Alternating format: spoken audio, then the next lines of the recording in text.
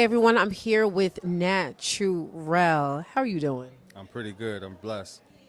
First of all, you're amazing. Your work is dope. Your work is phenomenal. And also, too, you have a very, very humble spirit, which definitely gets people very far. So, with that being said, as a creative, what should what should creatives do to one, keep their work fresh, but two, at the same time, authentic to who they are? I think uh, be true to your thoughts. Not to be too influenced. Put yourself in front of like inspiring things, but also just get out there and see life. Like and take showers and drive cars. Like that's kind of how like everything kind of comes to me. You know what I'm saying? And it's like there's something when you have your focus somewhere else or whatever, and you're allowing these things to come through you. A lot of the artists that I look up to are just conduits of their inspirations, and they have to kind of stimulate themselves or distract themselves or whatever to produce these things and have whatever it is come through and out of them. And I think the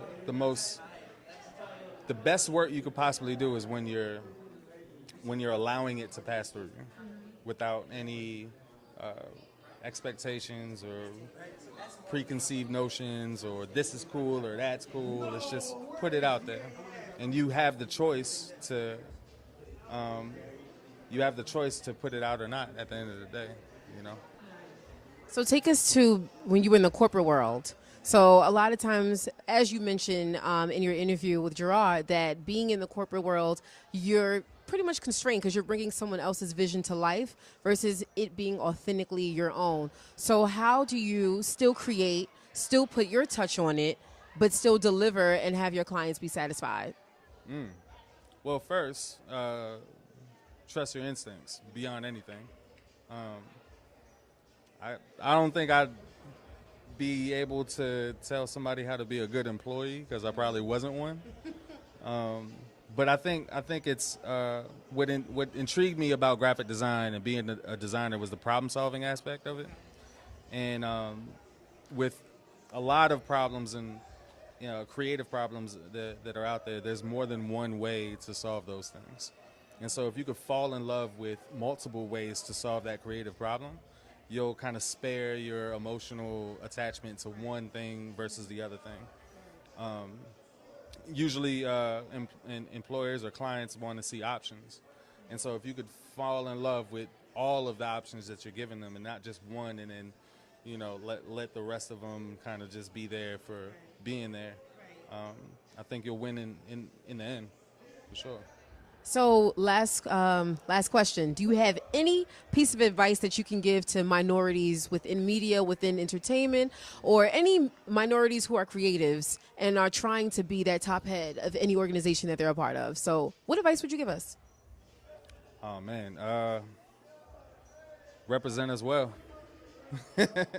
um, yeah, like I think being a minority and being in places that we're often not represented in, you take not just yourself and your family, you take the generation that's going to follow in your footsteps along with you.